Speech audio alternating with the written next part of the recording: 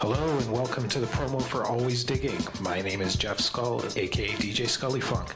Every Sunday afternoon, my partner Gary, aka DJ Gaza Taylor, and I choose a theme and play our favorite songs that fit that theme. Tune in right here every Sunday from noon to 2 on iLive Radio.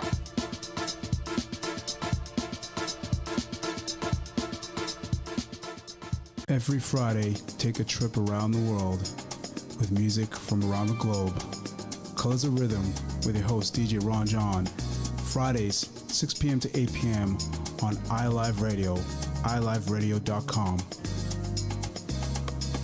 Hey, what's going on, everybody in cyberspace? This is The Groove Show with your boy, the crowd pleaser, DJ Mark Anthony. Don't forget, each and every Saturday afternoon from 4 to 6 p.m., we want to put you in the mood for whatever the night has in store. I'm playing only the best feel-good, party rocking, body-shaking music from funk to soul to reggae to R&B, house to salsa, and much, much more. We call it The Groove each and every Saturday from 4 to 6 p.m. Keep it locked. It's the crowd pleaser, baby. You know how we do. We'll see you on the air. Peace. Greetings, my family. This is Steel. Now, some of you may know me, while some of you may not. I'd like to take this time to invite you to go check my latest album, Just Breathe. Now available online anywhere music is sold. 14 blazing tracks, including sweet reggae music, I Feel Like, Tonight, Show and Tell, plus many more. Follow me on Instagram at The Real Steel One, Facebook at Steel Mobs, or YouTube at Steel Official Music. Take the chance. You may love what you hear. Steel, Just Breathe, available now. One love until we meet. My name is Steel.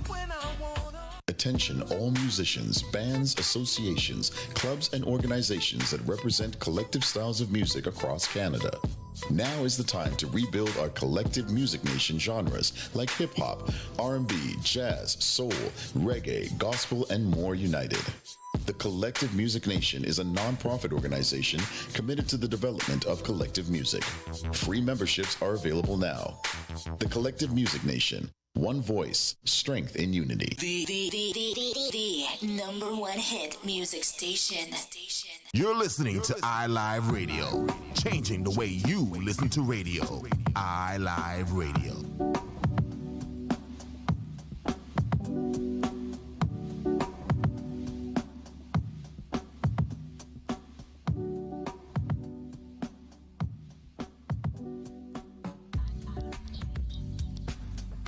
Hold on 1 second. I'm here talking and I'm mute my microphone. Good evening, welcome to the Sound Table. My name is DJ Sessions. In the hot seat once again, each and every Tuesday, giving you the discussions around music, technology, art, and everything in between. Today's show, very, very special. Very, very special for me, very special, very, very special for iLive. And I understand that we are streaming on Clubhouse Live right now. I've got Patrick Morris monitoring the Clubhouse. How we doing, Patrick? Good. All right. It's a delay, right? All right. So today we have a very special guest, Mr. Adam Jarvis. He's joining us in the hot seat. And I'm really, really excited about this one. Anyone that knows Adam and his relationship with iLive, he is the guy that basically branded every single show and festival we've done with all those incredible ideas. Remember the cassette? The cassette was crazy. You know, all the artwork around it is crazy. So we're gonna talk to Adam a little bit about his history, you know, a little bit about how he got into the whole music thing. And we're gonna talk this new phenomenon called NFTs. I'm sure you guys have heard about NFTs, non-fungible tokens. You've heard me talk about it on the show before. But we're gonna do a little bit of a deep dive into that and some of the projects that Adam's currently getting into. So let me see if I can make this thing work and see if we can get Adam on the line. Can we transition? There we go. Mr. Jarvis, how are you, sir? Hold on, can I hear you? Why can't I hear you? Oh, that's why. Can you hear me? There you go, I can hear you now. Thanks for having me. No problem, Adam, no problem. Thank you for finally joining me on the Sound Table. I'm really excited. Yeah, well, I was a little nervous, but you eased me into it. I'm happy to be here. Wonderful, wonderful. So, what's that behind? Is that what I think it is behind you in the shelf? This on that side? Here? Yeah. I thought, okay, fine. We're going to talk about that. So this is Adam Jarvis, brander extraordinaire, artist extraordinaire. So Adam, first of all, welcome, and let's do this. Let's talk a little bit about yourself and how you started, not just with the art, but also music and art. Tell us a little bit about your history, in a couple of sentences. Well, like a general bio, I've always been a very artistic person. My parents always encouraged me to draw and color and all that nice stuff when I was quite young. And early in my teen years, I made a friend in my neighborhood who invited me over to his house one day, only to learn that his father was a DJ and kind of an old school traveling DJ. He played a lot of weddings and events in Ontario and also in the US, traveled all over the place. And he had this absolutely incredible collection of music. It's one of the reasons why I know what I know about music these days. A lot of that information kind of got stuck in my subconscious. But I also remember being very inspired by the art that came along with it. It was one of my favorite things to do, is to go to his house after school, listen to some music, and then flip through images and, as Zoe's t-shirts say, read the liner notes. I love to kind of get into the story around music. And so it's always been a big part of my life. I also soon learned that in high school that if you knew how to draw, everybody wanted you on their team for projects because you could help visualize things and take ideas and turn them into things that people could look at and see. And that led me on a course towards art school. I moved downtown Toronto from Mississauga, had a few roommates, lived right at Queen and Spadina, and basically submerged myself in everything that Toronto had to offer. And so got a chance to really be a part of the house music movement in the late 80s, early 90s. I became submerged in it, obsessed with it, marinated in it. It's all I wanted to listen to. And I found that when I would go out and enjoy myself amongst other people, I couldn't wait to come home and draw pictures and paint stuff. So that world allowed me to fuel the other world. And so one played off the other. Another thing, too, that I'm actually very grateful for is it was a special time. I mean, especially the geography of Toronto. There was all this incredible music coming out of Chicago and New York that were all about unity and joining hands and all that wonderful stuff that Americans dreamed about. And then what you soon learned is these DJs and performers that would come up from the US, they could see that Toronto actually had a little microcosm of that very feeling. And so it was no surprise that it would prosper. And so I got very involved in promoting and throwing my own parties. And even long after house music had turned a corner, I created an event along with one of your DJs, Uncle Funky, Kenny. And we put together a night that was all about classic music from 1990 and previous. And so it gave us a chance to go back in a time machine and still kind of experience those warm feelings. But we always branded it and tried to create like an artistic visual thing around it. And so that connection with music never really changed. Art school led to a career in advertising. I realized the best way for me to make a living would be to learn how to use a computer. And so I bought myself a Mac many, many years ago, almost like 27 years ago, something in that ballpark, and taught myself how to use Photoshop and Illustrator and how to pay attention to the psychology of speaking to people. And I've always tried to make sure that that conversation is respectful and kind and straight to the point. And then I fell in love and I ended up with a daughter and everything changed. And what I decided I was going to do is to leave this very successful career in advertising so that I could have more time with my family. And I was going to do it as long as I could afford it. And so I just kept pushing it one more month, one more month, one more month. And 15 years later, I'm happy to say that I'm operating in a studio. I get to pick and choose the people that I want to work with, the brands that I want to help. And it's opened up a lot of interesting friendships. iLive has certainly been one of those. You already know that I'm an avid listener and I support everything that you guys do. But I also feel that it's the right fit for me because you guys let me express myself and kind of push it in whatever direction that I want. And you're also very involved in helping to steer it in the right direction. And so that's kind of where I'm at right now. You know, I mean, COVID has hit, the whole world is shut down, but you see, we've already been working in isolation for 15 years. So for us, we're actually, this is just a regular day. The only thing that's different is now when I go down to Canadian Tire on a Tuesday at 10 o'clock in the morning, there isn't, 8 million people ahead of me. Before, I used to have the whole city to myself. And now everything's kind of changed. And so when I do talk to other designers or friends of mine who are having a hard time navigating and building a career from home, I'm usually very generous with my knowledge. Any tips and tricks to kind of keep things moving in the right direction.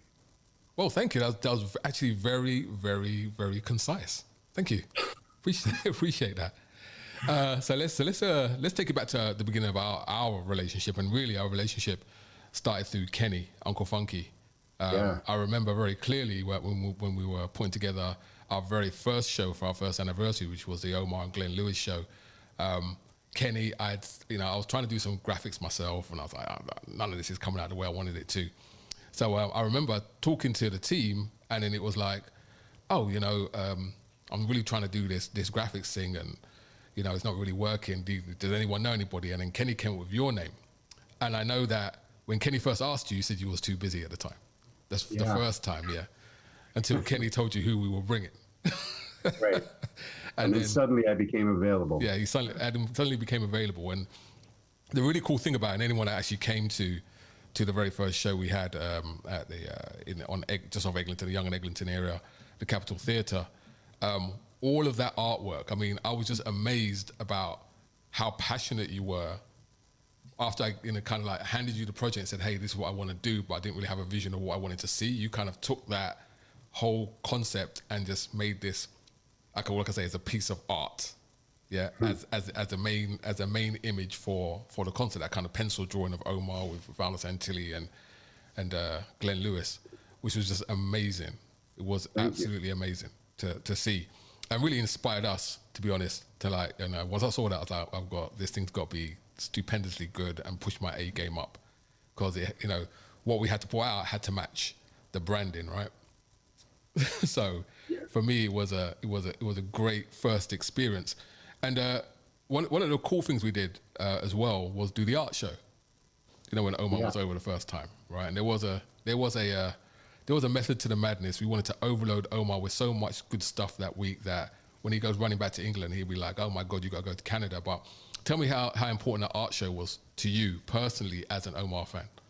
Man, borderline destiny, because long before you and I met, I had produced some digital art, and I sent a message to his manager at the time, Lucia. And her and I, we didn't know each other beyond a fan reaching out, but I said I wanted to send some art, and I did, not really expecting anything in return. And he sent me a CD with a nice handwritten message in it. It's actually right behind me on the other side over here. Right. And I've actually always kept it up in my studio because it felt like a nice connection, but also a little bit of validation, because I had a lot of respect for him as a musician. And his inscription was from one artist to another. And it really made me think, wait a second, I'm an artist. That's right. Like up until that point, I felt very much like a creative director, because I was earning all of my money, making rich people much richer. And I'm not complaining, because I've learned a lot, and it certainly helped me steer my life in a certain direction.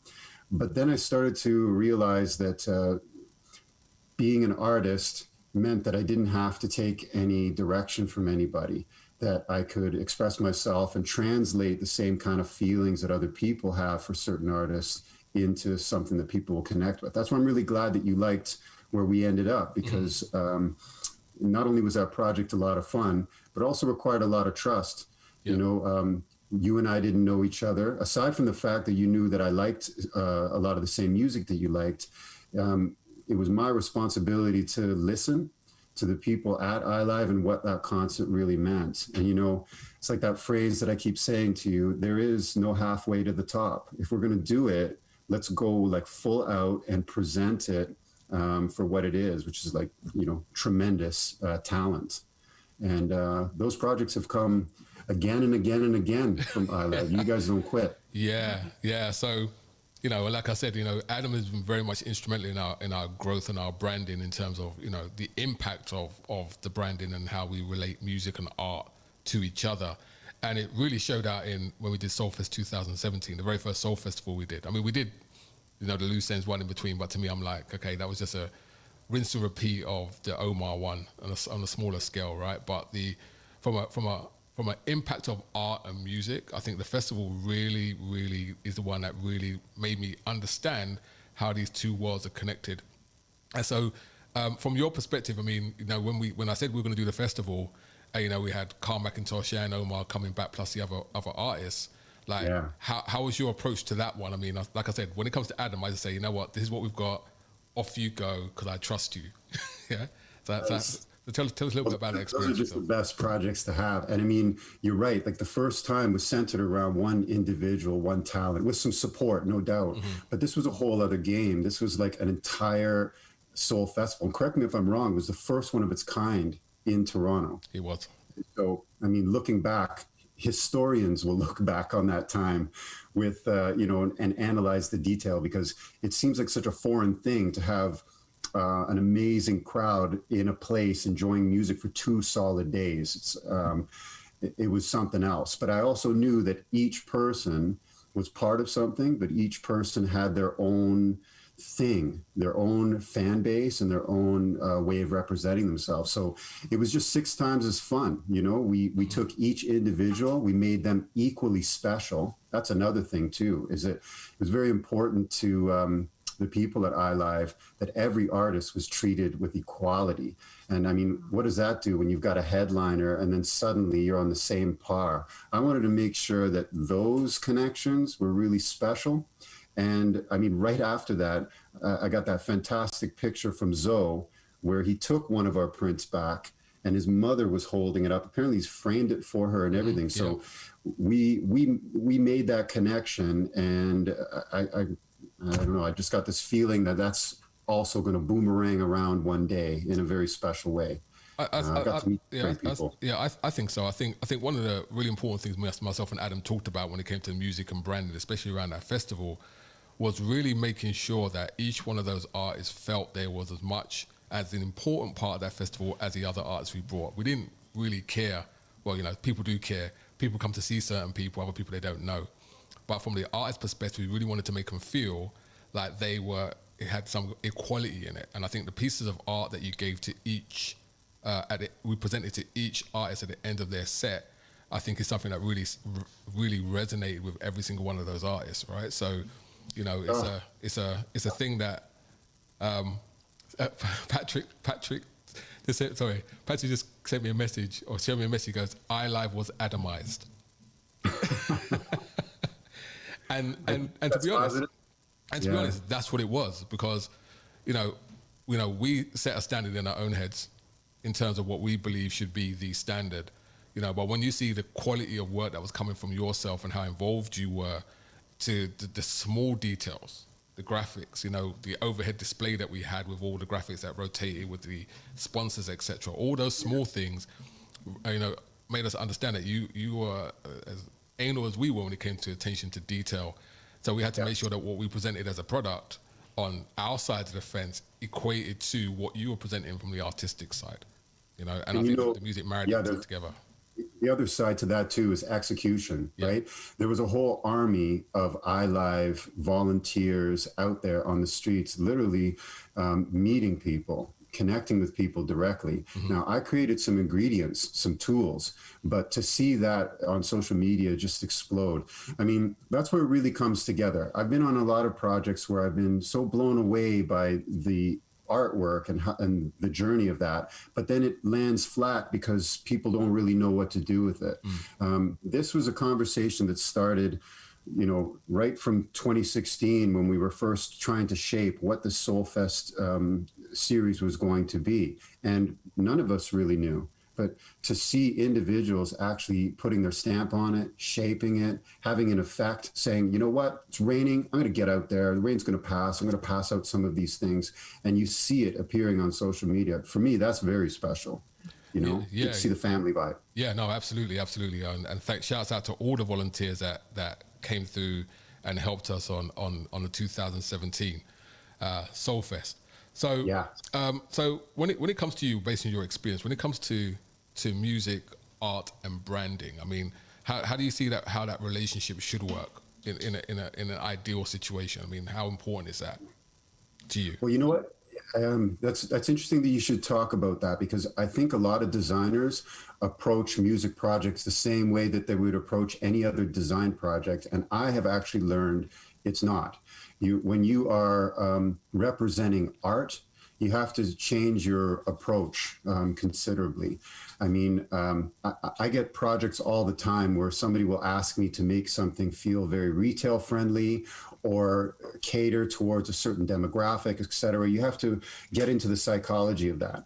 But when somebody spends time in a studio, literally singing, playing music, creating an interchange between other artists, and then ultimately capturing it and then polishing it into a diamond. If you understand the process and the hard work that goes into something like that, you can't just approach it like you're designing an ad for dog food. And if you do, you shouldn't be doing it. You have to like what you're listening to. You have to be affected by it emotionally. And I do that. I listen to music. I listen to music while I'm designing other people's stuff, for that matter. But I do think that it's important to treat art with respect. That's what I would like. And rather than complain about it when I don't get it, I just try and be that guy. And so when somebody entrusts me to do something that is on an emotional level, I try and bring my A game. Yeah, exactly. And, you know, and that's clearly what happened over the first couple of years in your involvement with iLive. I mean, it's fantastic pieces of work, fantastic pieces of art that we can look back at. You know, we've got some in the studio. It's not hanging up at the moment, but we've got some of that, you know, in terms of our journey with yourself. But I think, you know, one thing I love about Adam is, you know, Adam thinks outside the box constantly. And if anyone sees our conversation, when Adam comes to me and says, hey, Jason, I've got an idea, I'm like, oh, here we go. What's this going to be now? Right? Like, what crazy idea is Adam going to come up with? And when we were coming up to Soulfest 2018, I mean, I had a major change in my personal life at that time, so I wasn't as focused as I should have been. But Adam came to me when I started putting together the idea of Soulfest 2018 with this concept. And I was not sold. I'll be honest. I was like, on paper, I was like, really? This is what we're going to try and do? So he gives me this cassette, like a cassette, you know, it looks like it's got a cassette inside. And then I realized it was all paper and folded. And then he explained what the concept was. So tell people how you came up with that idea with the cassette, because the cassette is probably the most famous, iconic thing for iLive Soulfest that we currently have, and it's still going today. Wasn't that something? Because, you know, it's there have been a lot of different devices over time, from 8 tracks and albums and 45s and everything in between. But a cassette is an icon, and I found that it really resonated with not only people at iLive, but a lot of your listeners. I don't know, it just felt like a nice gut instinct. We started off by creating some dimensional stuff like this large one that we have in the back. But then for the actual flyer, we went out and found clear cassette cases and then designed a flyer that looked like a legitimate cassette. When you opened it, it unfolded with all the information, and out too.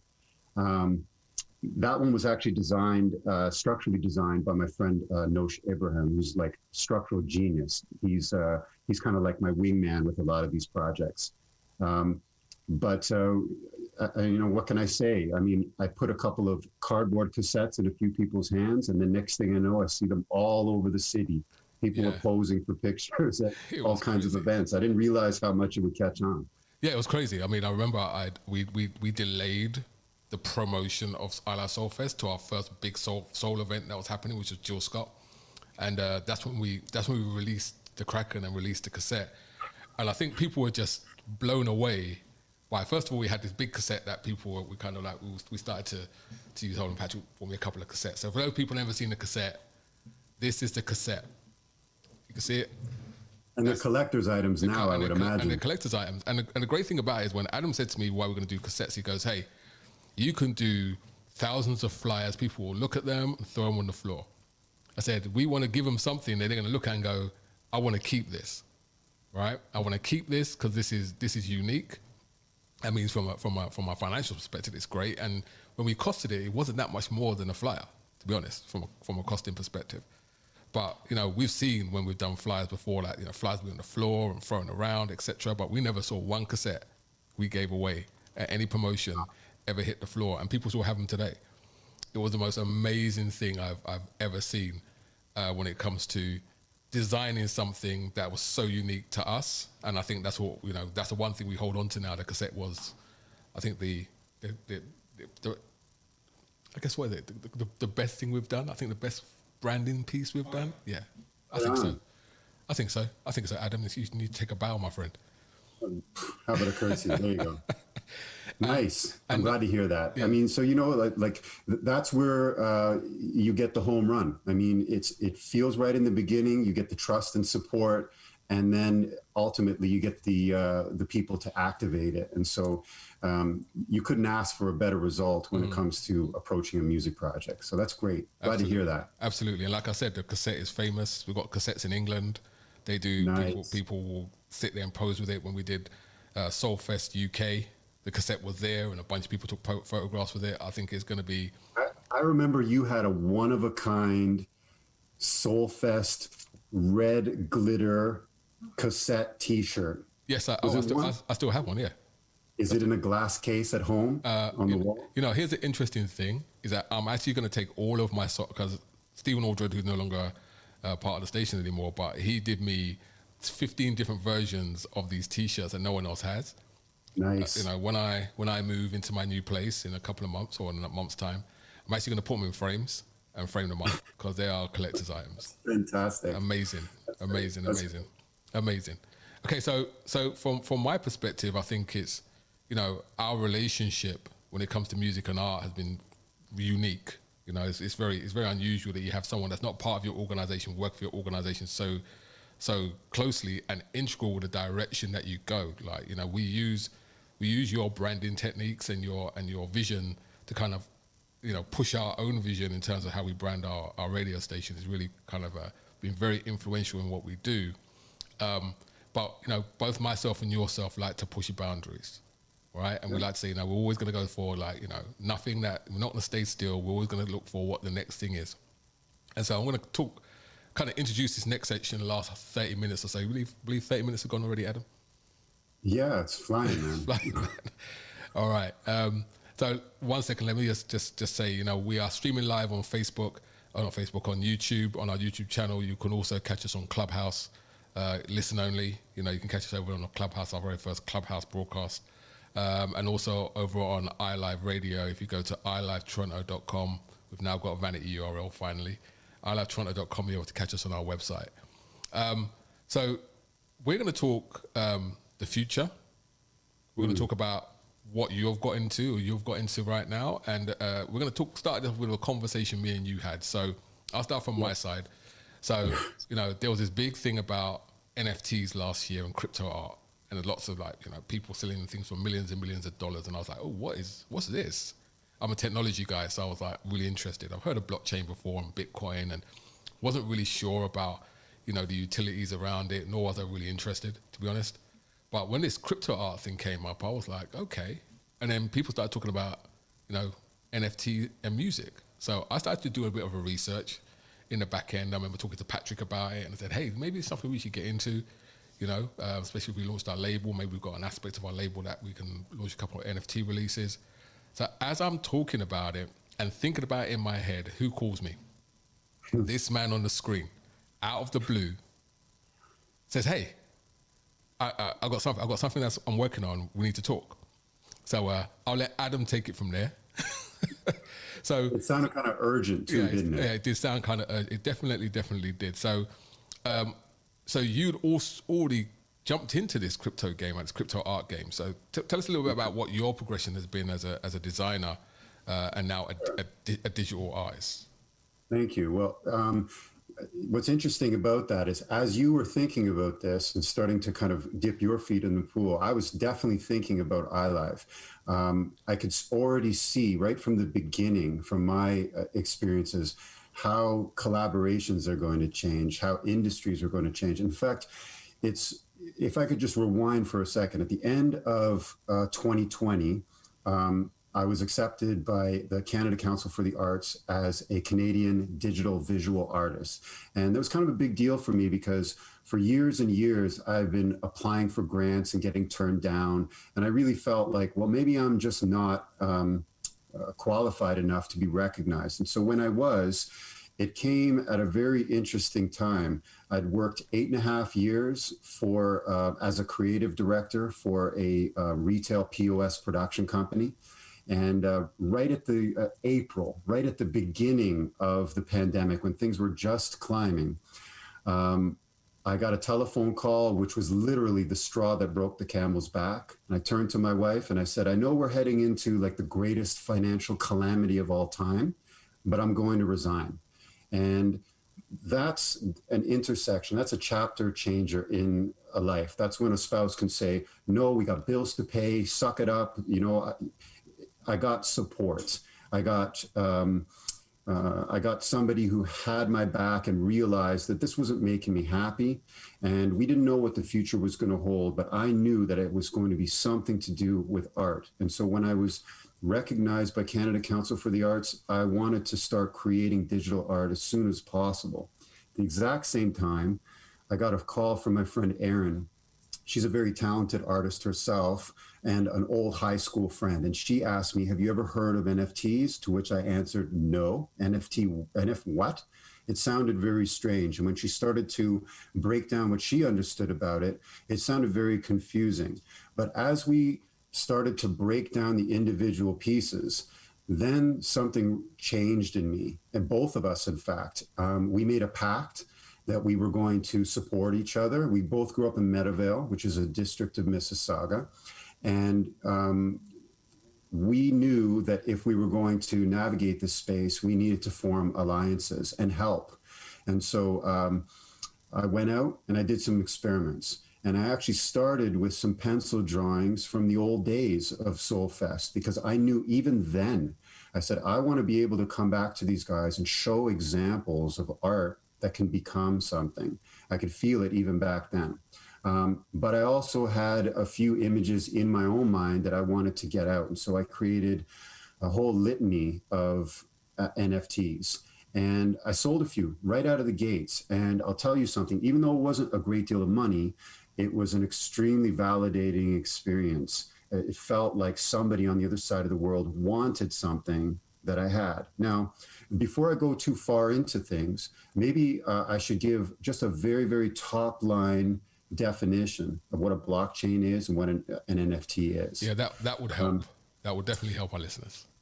A blockchain is a digital ledger. So if you could imagine a whole bunch of notebooks, 100 people with the same notebooks, and every transaction is recorded identically among these notebooks. Now, these notebooks are actually computers that are all over the world. And when I send something from my digital wallet to your digital wallet, Jay, that transaction is recorded not on one of these ledgers, but all of them simultaneously. And that creates a block of information. That block of information is added to a chain, hence the term blockchain. The reason why it's so special is because it's encrypted. And this information, because it's shared identically by so many different hidden sources, there's no way that anybody can go in and hack into it and steal from you. So it makes it very secure. On the artistic side, and even the musical side, there is a notion called digital provenance. And what that means is when you create a piece of art and you mint it so that becomes an NFT. It's captured, and me as the artist will be recorded for all time as the creator of it. And you, Jay, if I decide to send that piece of art to you, you're also recorded in that chain for eternity. And there's a story that continues with the art as it moves from place to place. And sure, there's been all kinds of wonderful success stories about how much money people have made. What I was more interested in is this is a chance for us to write our own history. You know, we feel a certain way about music. We feel a certain way about art. Now we get to write the book, literally, and then laser beam it into, you know, a ledger that can't be changed. For an artist and for somebody, especially a parent who has kids in the mix, I like the fact that years from now, people will be able to look back and see what I did, and see that I was here. Yeah, legacy. Legacy. Strong word. Yeah, very strong word. Very apt word, by the way, but very strong word. It is. Yeah. It is. You know what's interesting too is what I have found about this NFT community, and I'm sure you have as well, is that there really is a very special camaraderie and a special support that comes with helping people. And it is our duty on the music side and the art side to help others. It's not so much the pursuit of, I want to be a success. I get really thrilled when I see other people hitting it as well. And so now we're in a position, you and I, to collaborate on projects that help bring people onto this side of it and generously share what we've learned. I mean, there's more than enough for everyone. That's the attitude I have. Yeah, no, I don't disagree. I think for myself, and I think, you know, Patrick here, sitting here, will probably agree, is that I think, you know, our 6-year journey really led to this point. You know, all the things we've done, the relationship we've created, the great piece of art we've collaborated on, the successes in terms of branding and activation for both Soulfest and our shows and anything else you've been involved with, I think has really kind of laid the foundation for you know, future growth in this future project. I think that, you know, when I look back at the genesis of iLive and how it all started very simply and where it's gone right now, I think it's really opened up, you know, the opportunities for us through the relationships we've built to once now we've gone this side. And this is, let's be straight, this is still very early days for the technology. People are still trying to work out what to do with it, how it works, what the methodology should be to make it successful and continually successful. But the great thing about it, which I think plays to the strength of myself and yourself as creators, is the curation process. Us being able to tell the story of an artist through art and or music, and then how to translate that story out into this new version of digital space, right? Which has got this, you know, non-fungible token attached to it, which means it's always going to be etched in history. No one can wipe that out. No one can change it. It's always going to be there. And the impact. And, you know, like one other thing too, first of all, one thing that you failed to mention is that first telephone call between you and I, that was a beginning of March. Yes, it was. And so when you talk about curating something, we did not approach this as a let's race to the hoop and just get something moving. We wanted to literally change things. And so this particular secret project that you and I have been working on, several months, you want to talk about detail. I mean, fine detail. Enough Zoom calls to make a feature-length movie, no doubt, right? Without doubt. But it's how we both approach our work. That's why it's a nice combination. I recommend trying to find people to partner with that have that similar kind of drive. Because that's what really makes it a success. And, you know, we're kind of getting down to the wire for an actual launch. But when we look back on this story, I'm trying to capture as much as possible because I want to make sure that education is a big part of this. It's not just, let's just go and do it again. Let's learn from it and let's share it with as many people as possible and see if they can do something similar, different, learn from our mistakes, etc. Yeah, and I think that's a very, very important point you made, and I deliberately leave some things out because we don't want to let the cat out of the bag too early. But yeah, I think one of the really key things when you say about learning from our mistakes and the education piece is really for myself, from a personally learning about this space and then watching and going into Clubhouse and listening to all these people talk about NFTs and their approach and how they're doing it and how they're not doing it, especially around music, I think there's lots of lessons to be learned. And I think, the way we have approached this, and I've kind of looked at this project like our previous projects. Like, we didn't rush into Soulfest. That was a lengthy process as well in terms of design and working it out before we released. Every project we've done, we've kind of used the same kind of mindset. Is that, it's not a sprint to the finish line. We want to make sure when we get to the finish line, we're right, it's good, we understand what's been done.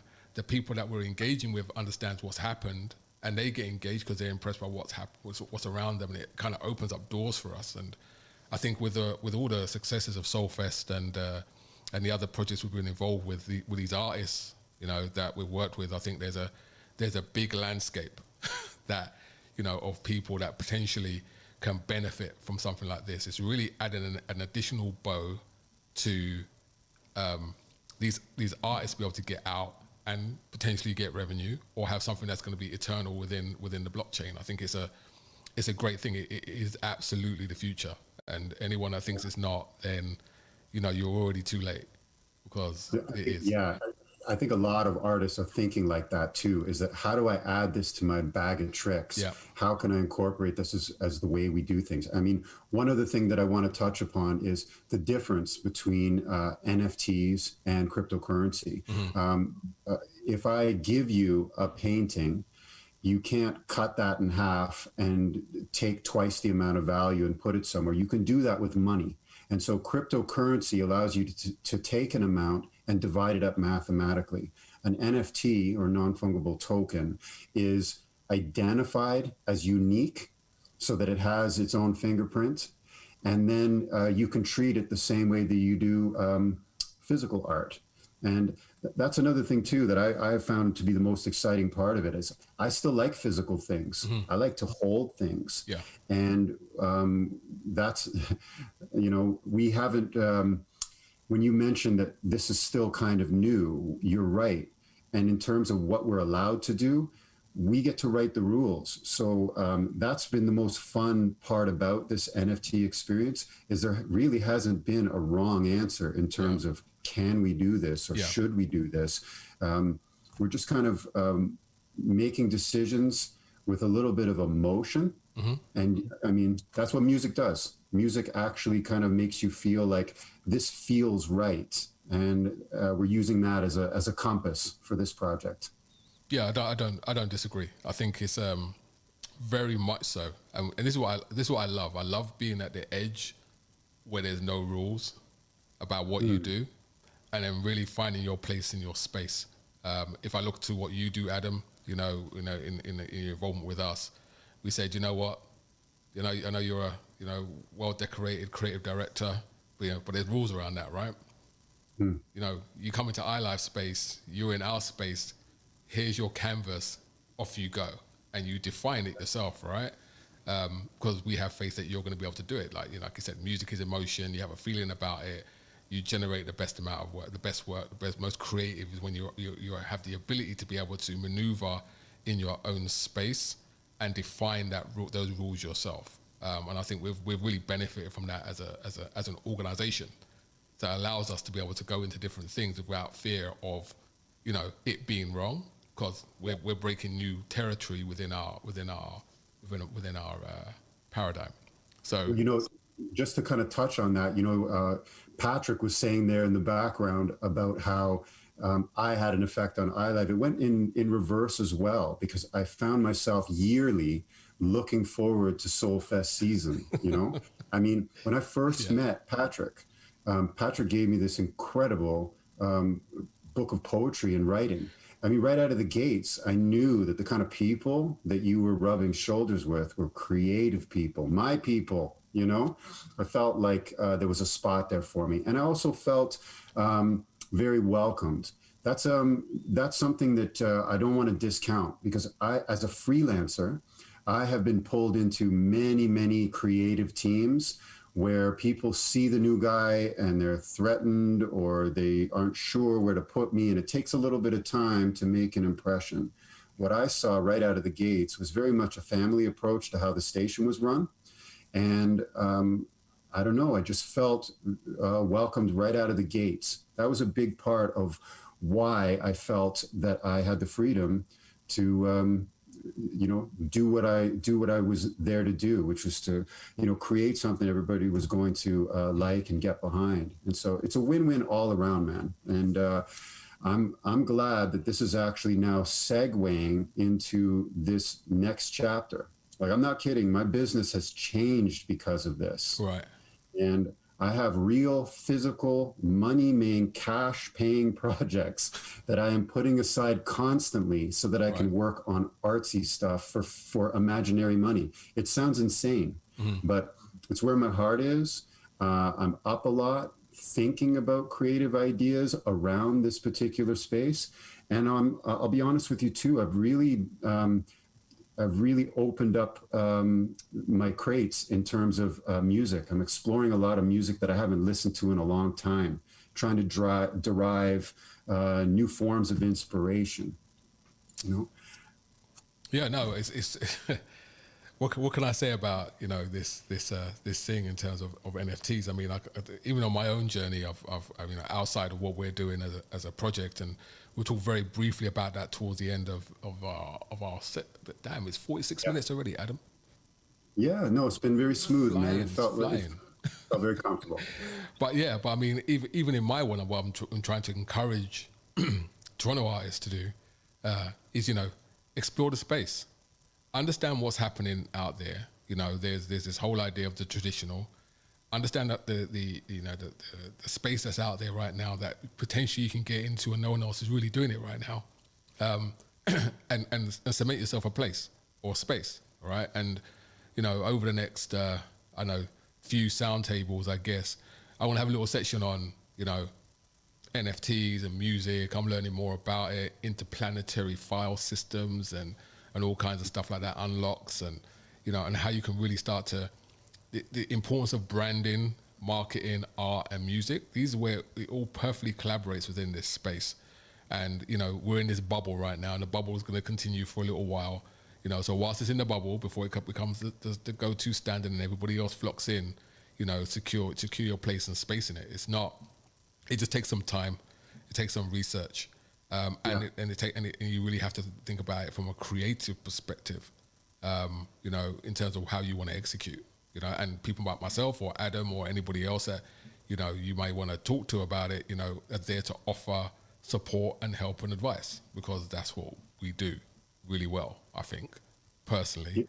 I think Patrick might disagree, but I think I do. Okay, Adam. So we've got, you know what? I wanted to just very quickly, I wanted to draw a very specific Toronto parallel. Back in the day, radio stations like CIUT and CKLN provided a window into music that I would never had true access to. Skip ahead all of this time, it seems as though iLive Radio is in a very similar leadership position. When you were just talking about Toronto artists, I mean, Toronto hip hop is amazing. And I don't think the rest of the world would know that if it wasn't for people here in Toronto singing it from the rooftops. And so I've seen the reach of iLive UK, iLive Caribbean. You guys have your tentacles all over the world. And I can see how you like to take the little guy and not just tell everybody about him, but take that little guy under your wings and teach them how to survive and ultimately thrive. And so that time of college radio here in Toronto was very special for a lot of Toronto people. Yeah, and I look at this time right now as an opportunity for iLive to take a similar stance and show people the way. Yeah, and I don't. I'm not blowing around trumpet, but I don't disagree with your evaluation. It's just sometimes it's unfortunate that people don't have the vision that you have for them. And, and sometimes stuck in a more contemporary way of thinking, you have to kind of expound your boundaries of your current view. Like, I was talking to an artist the other day, shouts out to Gina P, she's about to put some music out finally. And I was like, okay, well, what do you want to do with it? Right. And, you know, I just want to put it out, release, I want to be able to tour and do X, Y, Z.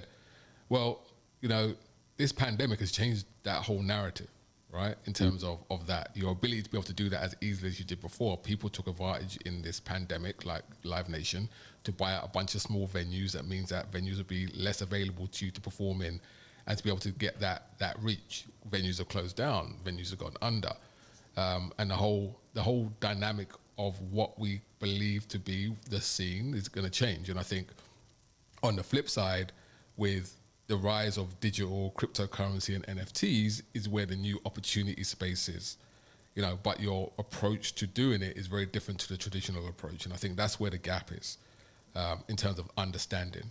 I think some of the conversations I hear in Clubhouse about successful launches and, you know, this person launching is really successful, almost gaslights the fact that, you know, if I do it, I'm going to be successful, not necessarily successful as they may be, but doesn't mean you don't establish yourself in the space.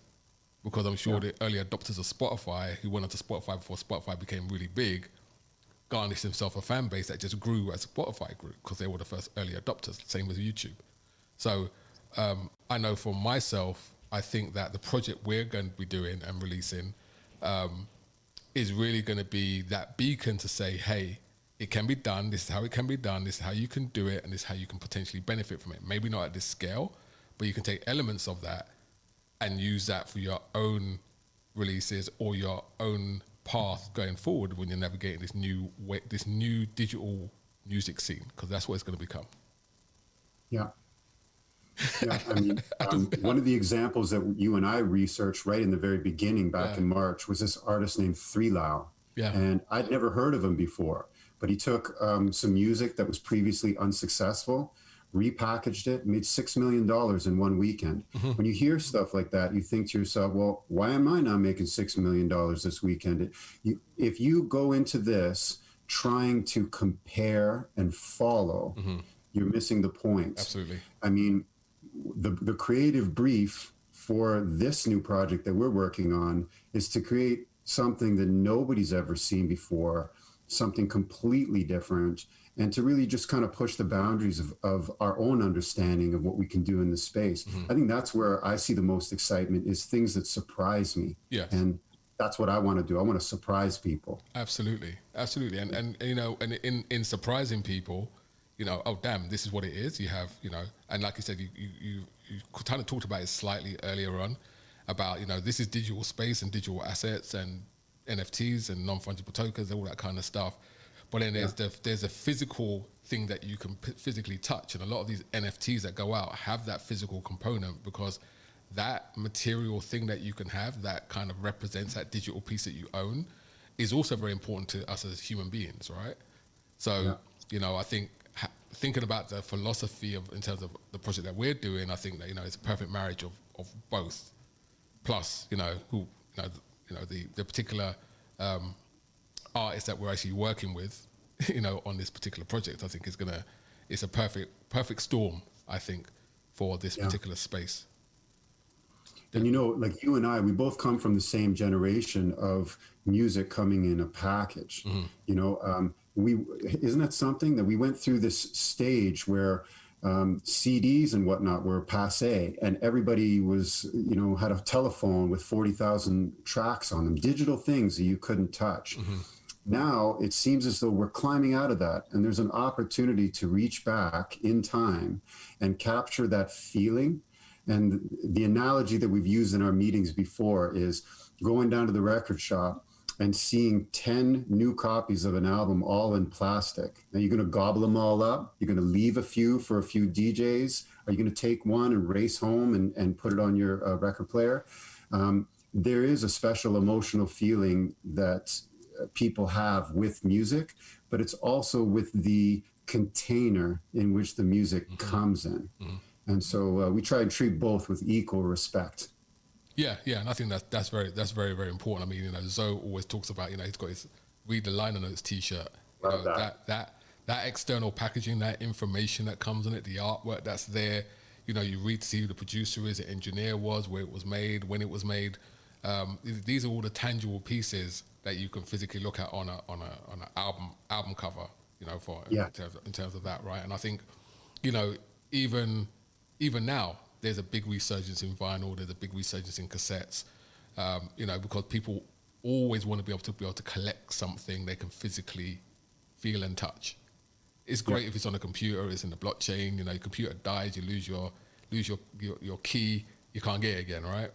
But you know, if you've got this physical piece that's right in front of you that you can touch and see, taste, or smell, you know, just adds to the overall experience.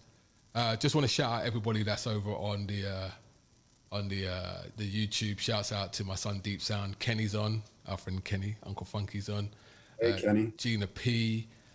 Sims Mode from iLive UK. She's logged on. I think they just finished up over there at the studio. I think I have to start making this show a little bit later so that, you know, some people can come on. 6 o'clock's kind of tight for people, but it's what it is. So last 5 minutes, we've talked a lot about, you know, us and our journey and our philosophies. Shouts out to anyone that's inside Clubhouse, other than Patrick. I think there's maybe a couple people in there. Yeah, okay. Shouts out to you all. Thank you for joining us. So last 5 minutes, Adam. Let's talk a little bit without talking about the project. Let's talk very briefly about, you know, what we're going to be doing over the next 2 to 3 weeks.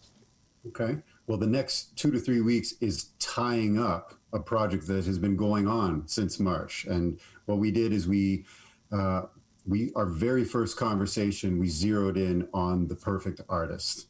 And we discussed how we would approach them, how they may want to be represented. The iLive side is very integral in that as well, because you guys speak the language of musicians. You're able to talk to them and make them feel comfortable about something new, but also explain to them how this is actually possible. So once we got past that hurdle and got a commitment from this particular artist, the rest kind of created itself. The music is incredible.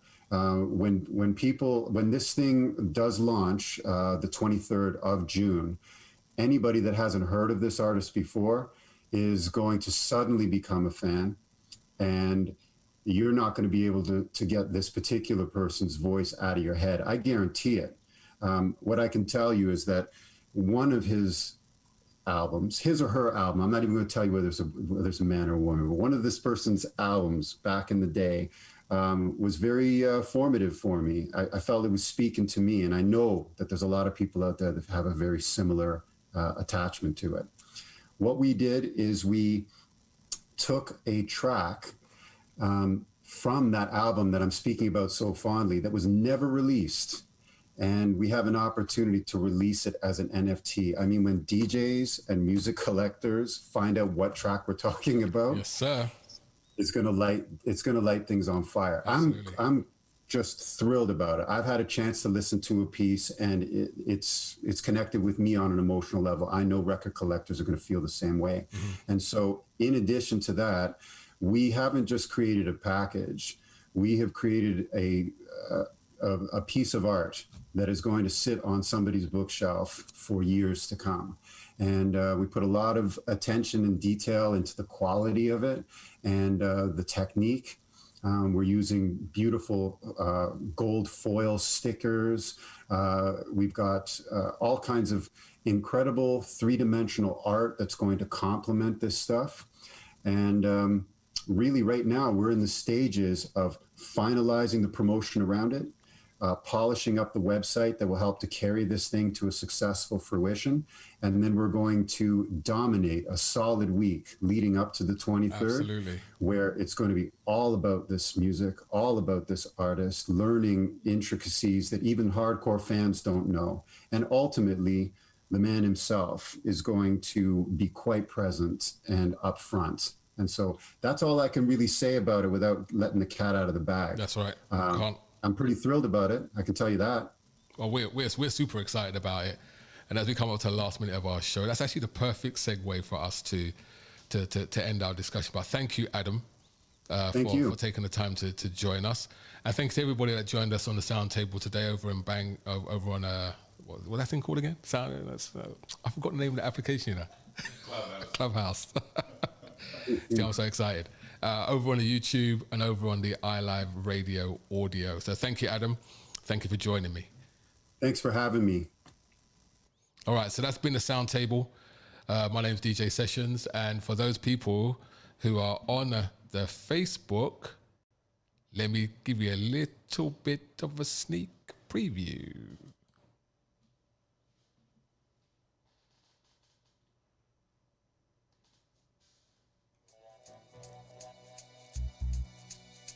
Give me the groove.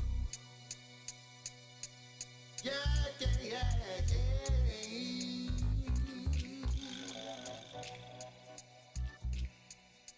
Give me the groove, funk in the groove. Oh yeah, yeah.